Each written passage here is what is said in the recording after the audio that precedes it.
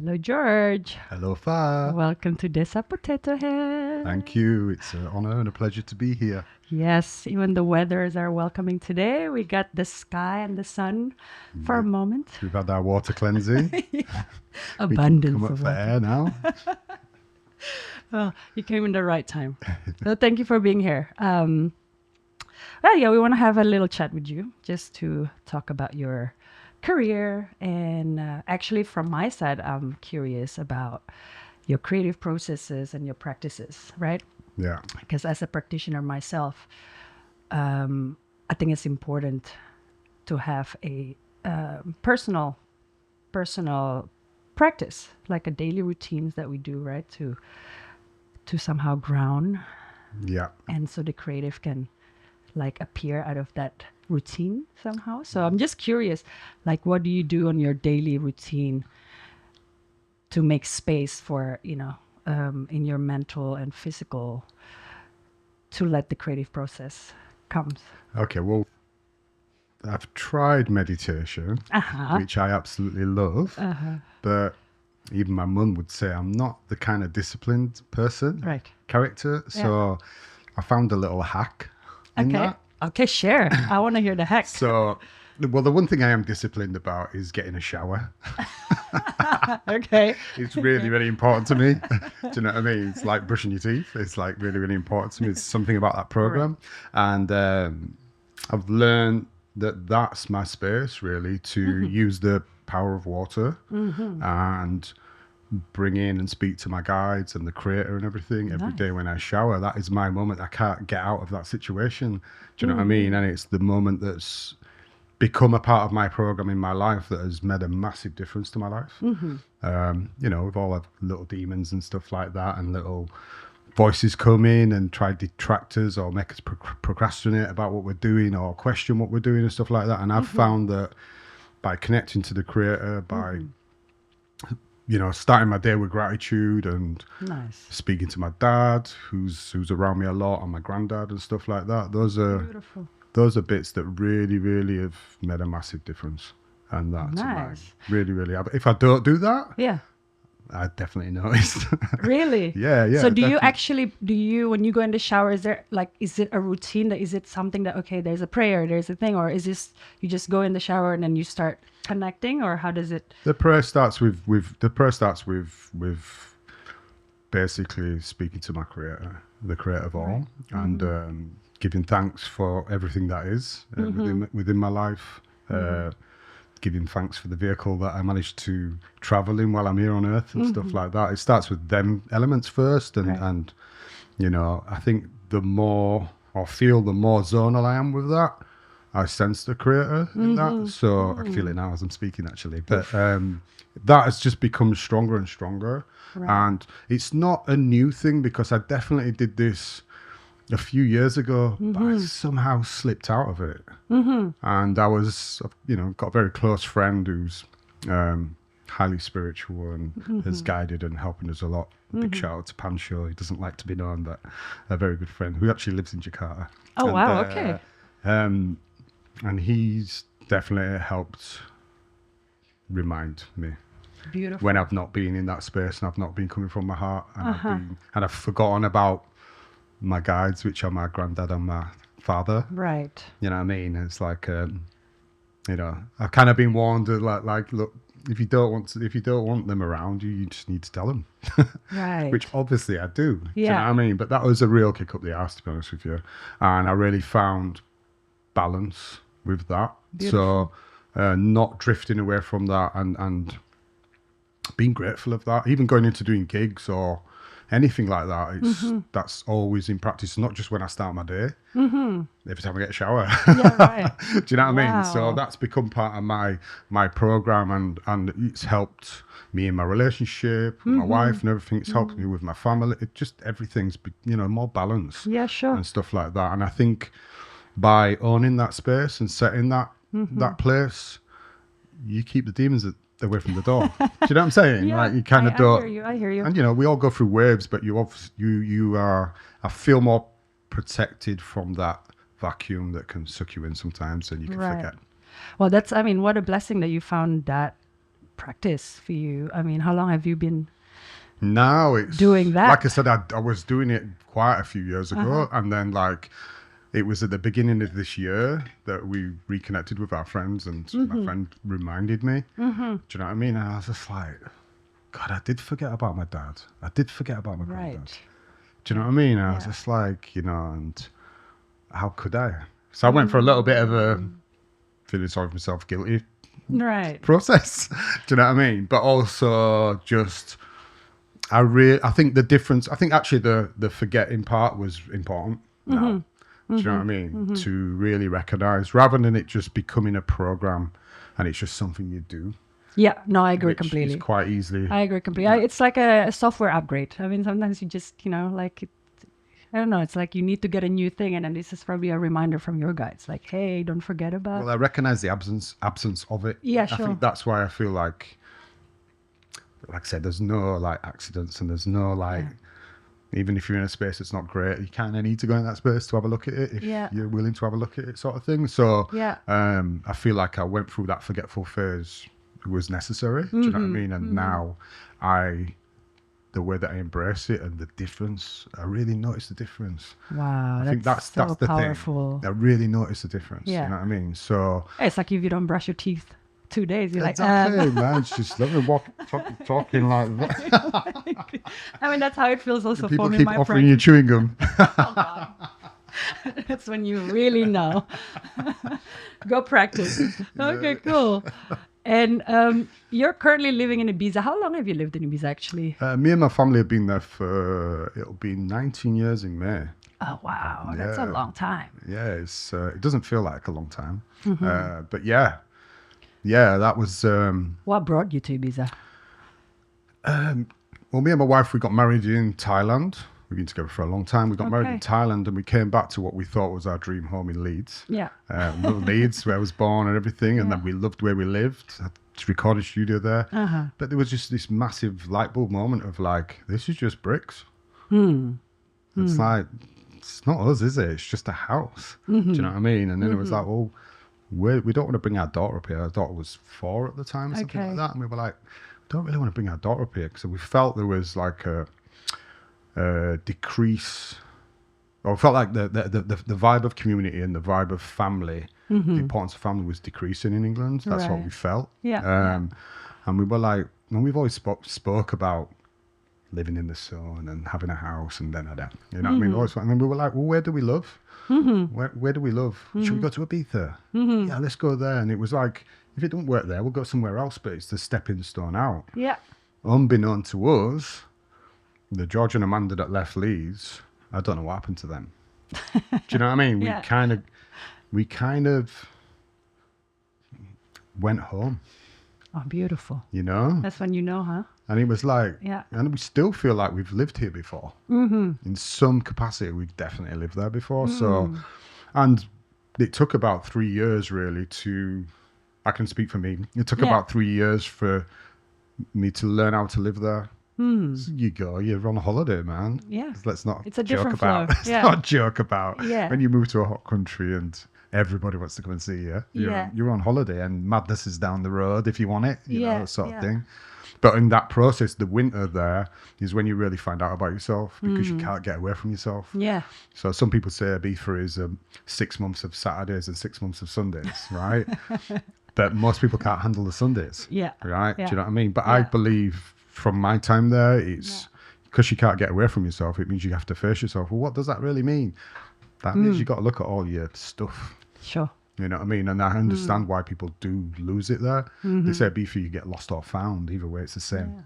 Right? I agree. And that took time. It's taken time and stuff like that, like it should. Do you know what I mean? Because while you're stripping away, you're rebuilding, right? Yeah. So, and Ibiza gave me a blank canvas. Because when we left England, I was totally burnt out from touring and doing all my stuff. I literally was burnt out. So and when I got there, I didn't want to leave. So I was getting offered gigs and didn't want to go.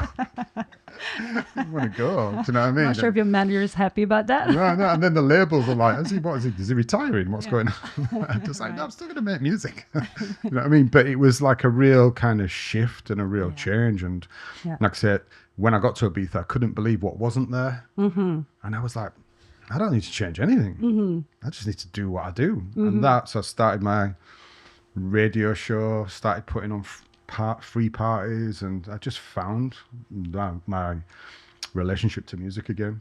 You know what I mean? So I'll be forever grateful for Ibiza for that. Yeah. Because a lot of people think you move there for the music and we never moved there. It was nothing to do with that. Right. Do you know what I mean? It wasn't. Yeah. It was literally a life change to go. And that's the only place we really loved that we knew of. The other place we loved was at the time was too far away, which was St. Kitts, is where my dad's from in the Eastern Caribbean. But it was too far. Right. To be away from the grandparents and all that sort of stuff and that. But yeah, fast forward to 19 years later, it's home, you know. Amazing. And how do you so do you think Ibiza has shaped, like, let's say, the spiritual side of George?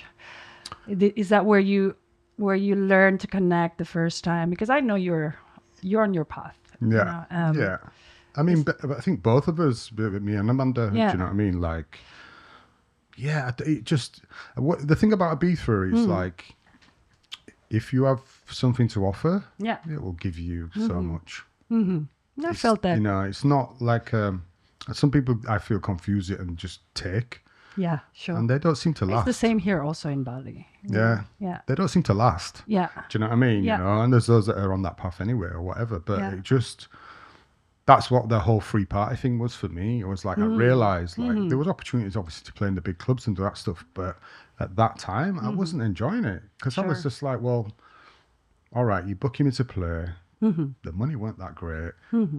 Nobody comes to see you while you're playing. Right. When you finish, nobody even... Do you know what I mean? I'm like, what am I doing here? Yeah, sure. Like, do you know what I mean? I just didn't feel a connection. So I was like, I'd rather do it for nothing.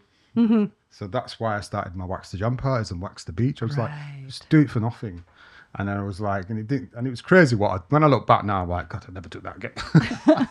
Just because we had loads of people staying in our house, artists coming every week. But it was amazing. Yeah. Do you know what I mean? But it's a lot to put on your family and your home. Do you know what I mean? But that was totally coming from the heart because it was like, well, this doesn't exist in Ibiza. And it should, because the spirit of Ibiza has always had this thing, and I could feel it going this other way where, you know, this is pre-Ibiza Rocks and all that. There was no live music. There was no connection with the crowd. There was no...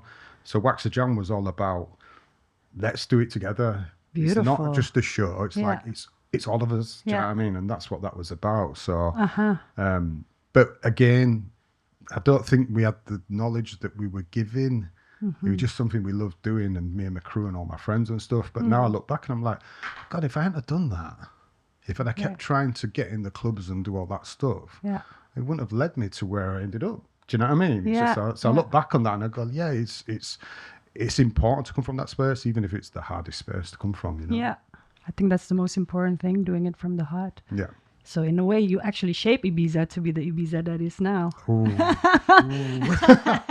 I mean, I know you're a legend out there. I don't know if I'd like to admit to that right now. A lot of people have a lot to say about how it is right now. Be nice, guys. Be nice, yes. Be nice. Be nice. Okay, so can you elaborate on the role of silence in your creative process? Wow. Learning to get out of the way.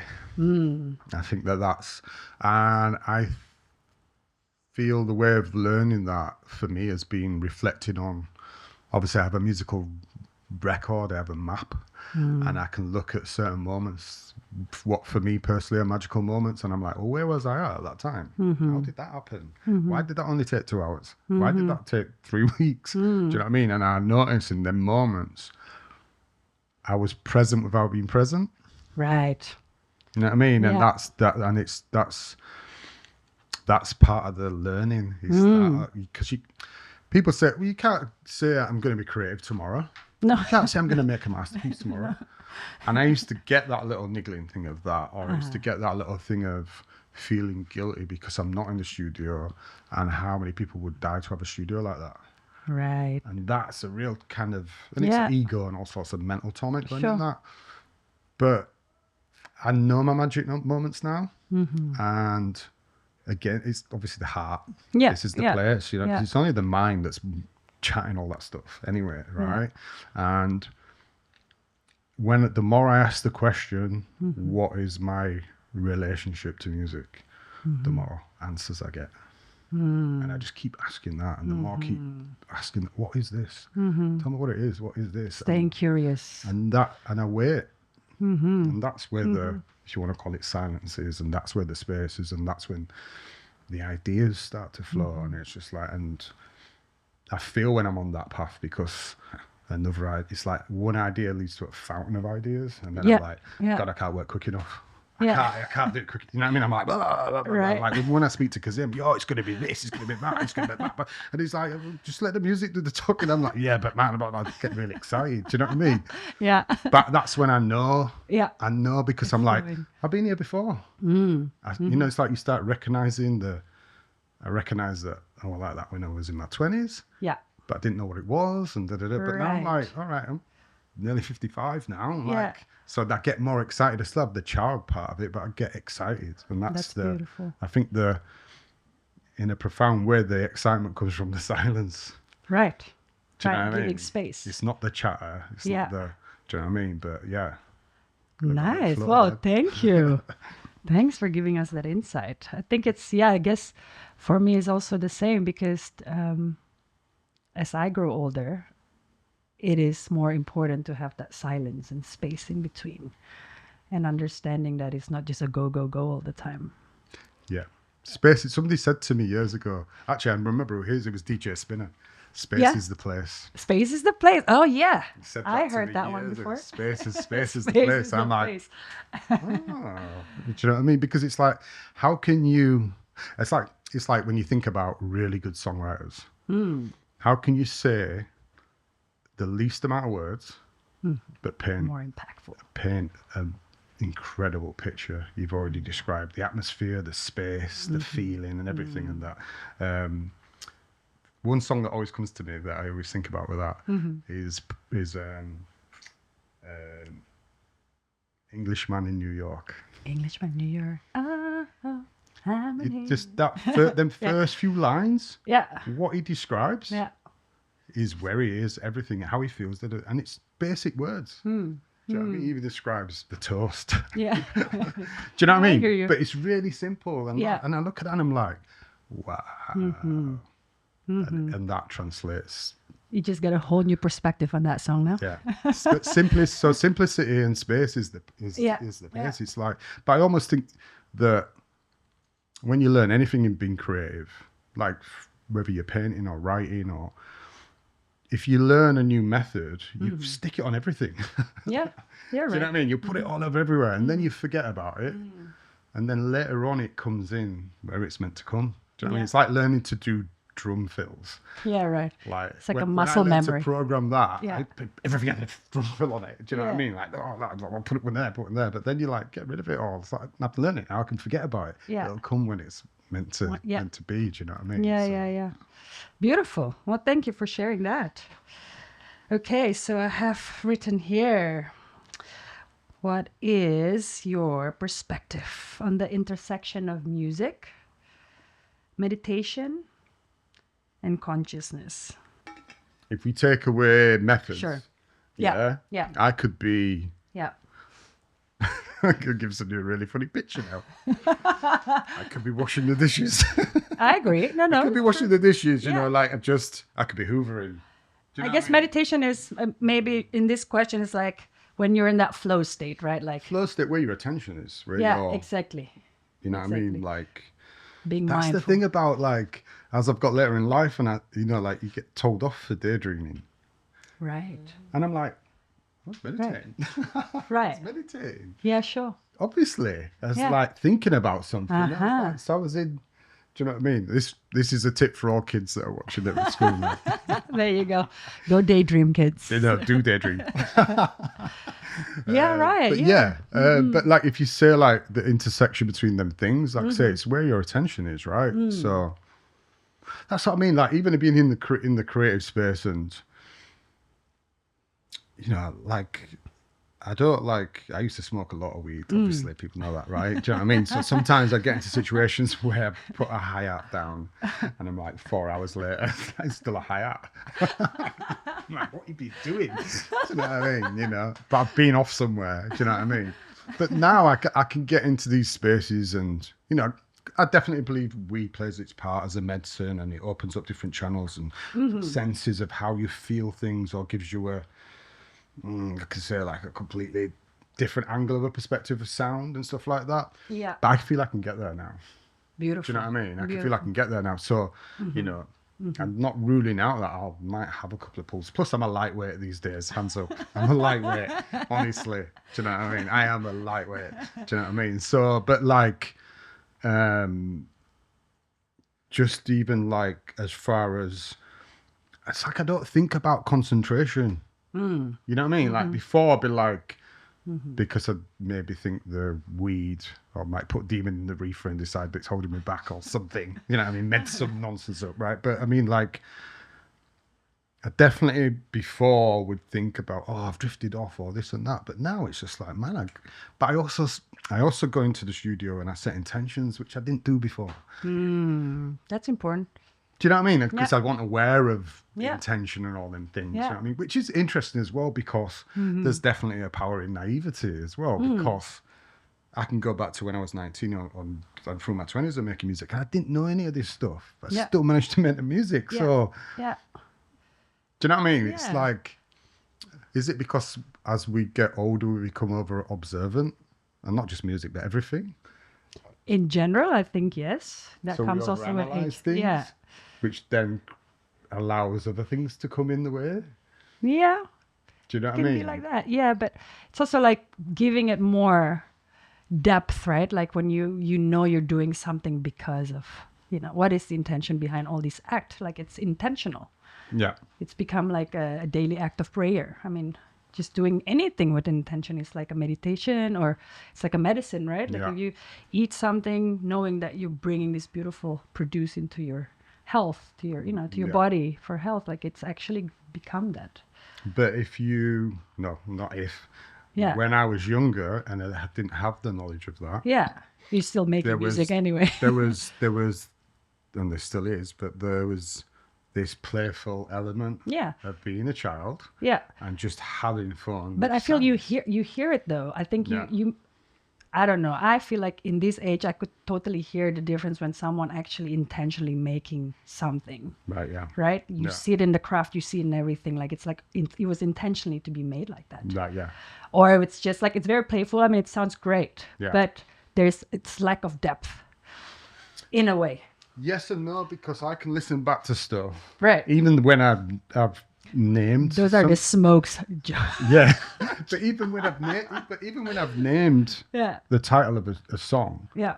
and I'm like, did I even know what that meant? Right. But did you? Well, I don't think so. Well, look, I think my higher self obviously did. Right. Do you know what I mean? Guided by, But like now I'm looking back and being retrospective in it and looking at it and going, man, I was saying this shit years ago. Do you know what I mean? And now I've like known about it for like last 4 years.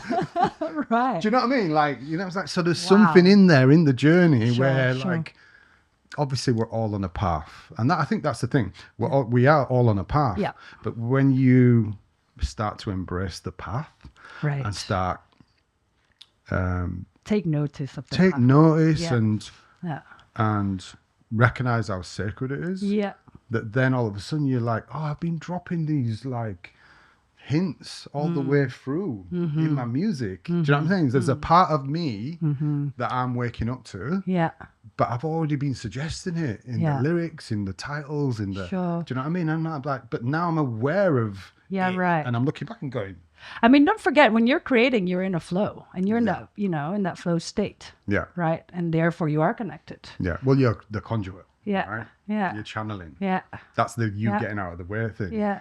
But once, so, and this is what I'm saying, I get questions because I'm going, right, okay, now I go in the studio and I set an intention. Uh-huh. And then I go, yeah, but look back at that tune. Right. Remember when you didn't know none of this Yeah. stuff? Yeah. Even down to like, it's funny, even if I can get technical, even down to like with music and sonics and sound, I'm constantly wanting to learn. There's always new equipment. There's always new, right, tools, right? soundproofing your room, all that stuff, right?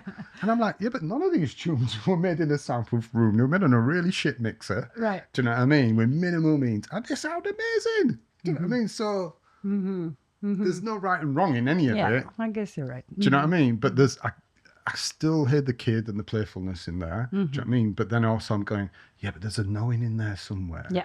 Do you know what I mean? So, and then I fast forward to now in this space and I'm going, all right, I'm setting intentions with the knowing now, and I'm recognizing the sacred side of it, but it's still evident in there. Do you know what I'm saying? Yeah. You know, so I hear you. get a bit of a, Yeah. I don't know what I'm trying to say. I get kind of a bit of a tug and a pull of like, there's an innate knowing to this stuff somewhere. I mean, I believe when you're in that creating space, you're really in the flow, and somehow you're connected, channeling, as you said, and connected to source that connecting all of us. You know, the collective field, whatever you want to call it, right? Yeah. Well, if I think about my psychedelic experiences, Right. that you're being shown everything is already in the field, right? Yeah. It already exists, and Yeah. you're just downloading it. Yeah, exactly. You're just finding that moment. That Exactly. it's already in the cloud. Exactly. You know what I mean? Yeah, So, I believe that. yeah, I've experienced it, and I Yeah. totally think that's where, when you go back to, you know, you've read all the different books of different teachings about manifesting, Yeah. and all this sort of stuff, and you go, well, yeah, it already exists. It's not brand new, but you're just bringing it into this now. The consciousness, yeah. Yeah, do you know what I mean? It's not. So, are there any new ideas? I don't think so. Do you know what I mean? Everything's been done. I mean, Do you know you what I see mean? all these ancient things that's coming up, you know? Like people start finding out, like, how are these people survive in this crazy, you know, like they figured out a Yeah. way. It's like the technology has Yeah. been here before. I have an analogy of analog and digital, Uh-huh.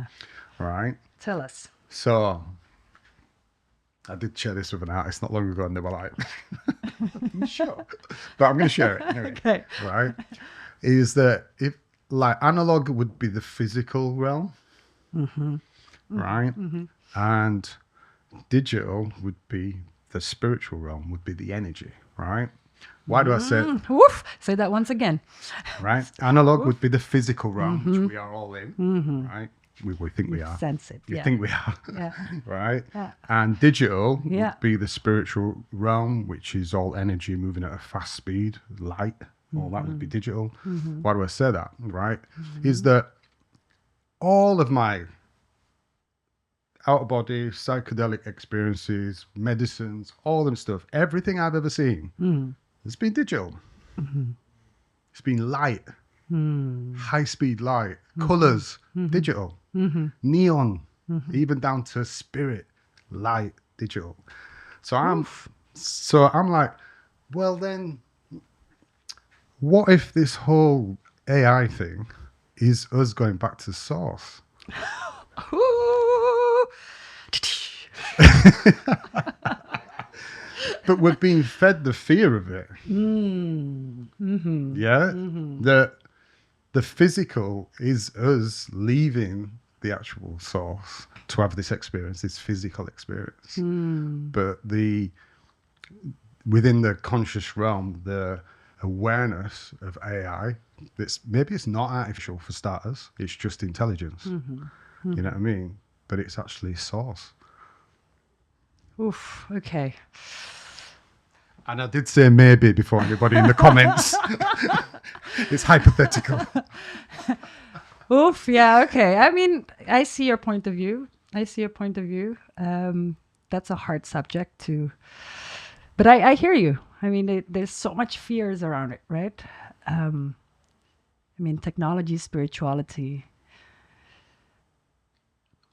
I think, you know, Well- our body is the best technology there is. Well, You know, it's if like, you've signed ceremony, I'm guessing, Yeah. and plant ceremonies, Yeah. and you see a shaman at work, and this is technology. Yeah, It's like exactly. it is holding space. exactly. It's working with these elements from the jungle. Yeah.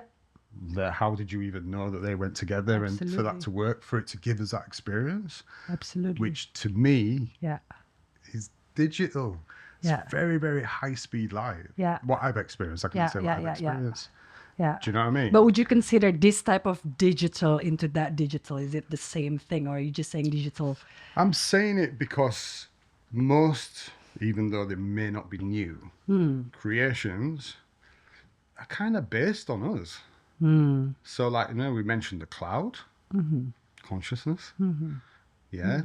We can look at a car engine, how a car engine works, pistons and that. You can look at the body, how the body works. You look at a boiler in your house, how that works, all the pipes, the pressure and this and that. You can translate all this to the human body. Do you know what I mean? Hard drive subconsciousness, where everything's stored. Do you know what I mean? Operating system you mentioned earlier, the conscious mind. Do you know what I mean? Like, to me, there always seems to be some sort of reflection or connection to how we operate. Definitely see the reflection. Do you know what I mean? Yeah. So, like, well, food for thought. All food for thought. I don't went on a deep one there, but I love the analog. We just went level 10 in minutes. There's something in this water, I think. That's why I've been spiked. There we go. This is the George we want. Yes, I got it. Amazing. Okay, so I want you to share a transformative moment where music provided you with an insight, a wonderful spiritual insight. Is there a moment in particular you're like, oh, is that maybe many moments for you? Because I have a recorded moment actually, and it took 4 years to actually complete. Wow. In itself, and it goes back to the jungle actually. Which jungle are you referring here? In Mexico. Mexico. Okay. Yeah, we, me and my wife Amanda, we'd gone to do a peyote ceremony. We'd done them before in Ibiza, but there was this opportunity to do it. It's first time in Mexico. Turned out to be on our wedding anniversary, which we never celebrate. Right. Oh, wow. But it just ended up being on there. Yeah, sure. And stuff like that, 'cause anyway. And there were only us, the shaman, and his 2 assistants. No music. Ooh. Right? And just the jungle.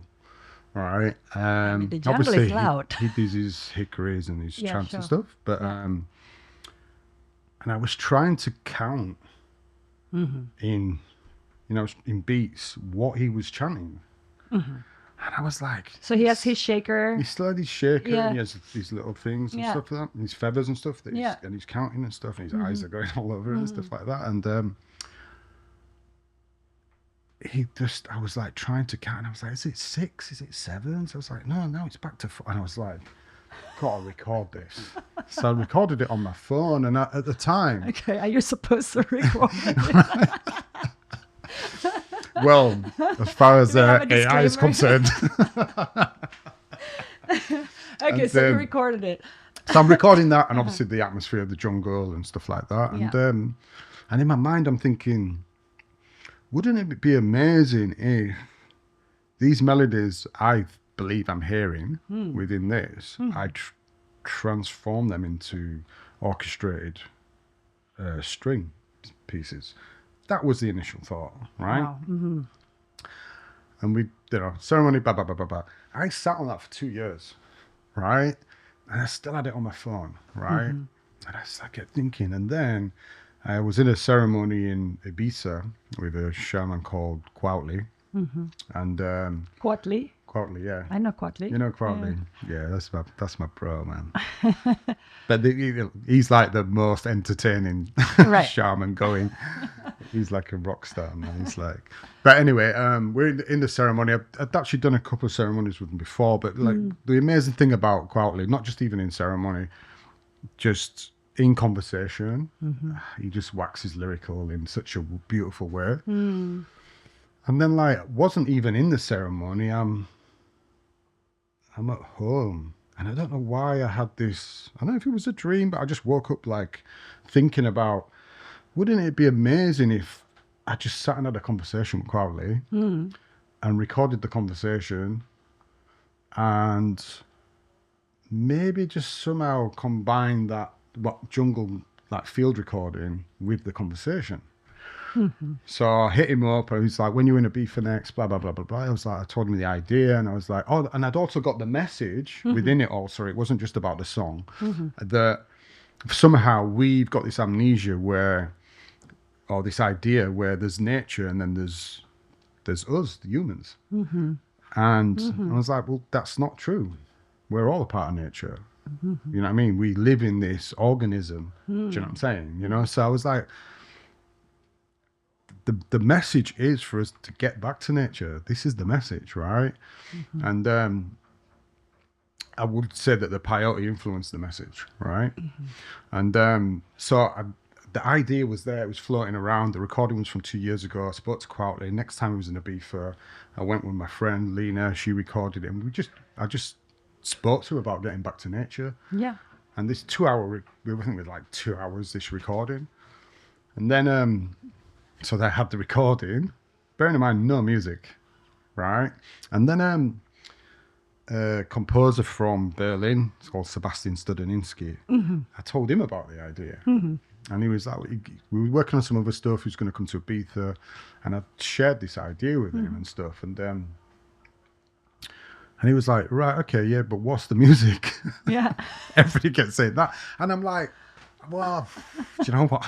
I honestly didn't know. So I just started making a beat, put a loop together.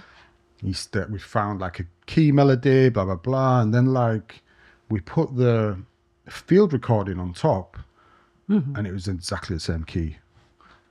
And I'm like, and even the tempo of the chant and everything, I'm like, whoa, right? At that point, I said, Sebastian, I think we need to eat some peyote. So we ate the peyote. And then we're in this session. And I was like, right. And the Quality's conversation, it was so deep and it was truth, basically. But it was making me feel uncomfortable. Because I was sharing this message, but was I doing enough? Right. It brought some. Do you know what I mean? Yeah. Like literally, and I went outside in my garden and I was just like, God, what is this? I feel really uncomfortable.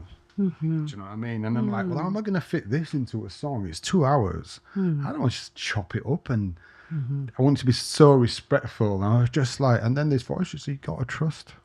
You have to trust. Do you know what I mean? Go back in the studio. Yeah, I want to hear this track. Right.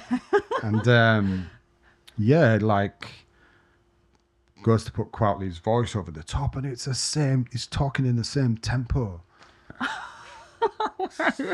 So now it's just like, oh, you know what? This is not me. This is not me. This is the medicine and this is this needs to happen. Do you know what I mean? And the responsibility felt so it was beyond me. Do you know what I mean? And this was like, you know, reverting back to your question, this is the music like showing me and the message and everything. I was just like, and you know, when you have that feeling of being on duty, do you know what I'm saying? Yeah. But also, you gotta get it done. Do you know what I mean? But everything that it was, the process of how every layer of the song was made, just was it was just like a jigsaw piece. It was like looking on the table, going, that fits there, that fits there, that fit. And I was just like, and I'm like, so wait a minute. So the jungle was at the tempo the jungle was at. Do you know what I'm saying? And then I've not made the music to the jungle thing. I've then pulled the jungle recording on, put it on top, and it's the same key. Well, you guys just vibrating same frequency, obviously. Do you know what I mean? Still carrying that same frequency. It was like I was putting something back together. Yeah. Wow. Not creating something. That sounds insane. Do you know what I mean? And it was just like, and yeah, and Sebastian had never done the medicine before either. First time. First time, but like, you know, they have a lot of for the medicine and stuff, but that was the music really, one of the really sort of defining moments in music that I'm like, I don't even feel like we created it. I don't, honestly, I don't. I feel like we channeled it 100%. Yeah. And we just put something back together, do you know what I mean, that needed to go out there. So is this track out there? It's out there. It's called Back to Nature. It does another step to it, actually, because we made a video. Okay. Well, João, is the video name, João Pimbeto, Portuguese director, made the visuals for it, and that then just took it to somewhere completely different. Because you've got, you know, like with music, like when you're listening, you have your own personal visions, like reading a book, you have your own, like, Sure. but then somebody else put in what the music was given then. Yeah.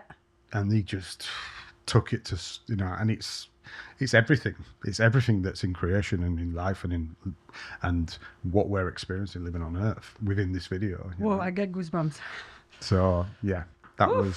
Thank you. Wow. Back Okay. to nature with Quality Vasquez. I'm gonna definitely listen to that after this.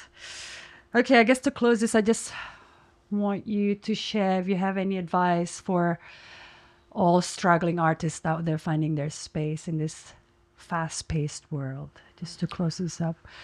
I would say that the hardest thing, but the most important thing, is sticking to your guns and doing what you're into, not what you think people are into. It is the long road, but it's the best road. What you're looking at out there, we can all draw inspiration from different things, and that's fine as long as it's subconsciously, not consciously. Because I feel that what you're looking at out there is the past. Yeah, right. Do you know what I mean? But if you're coming from a space of how you really feel, you know, you will get questions, especially if you're coming from a space of originality. You'll get the questions of like, well, I don't even know where this fits. That's a good place to be.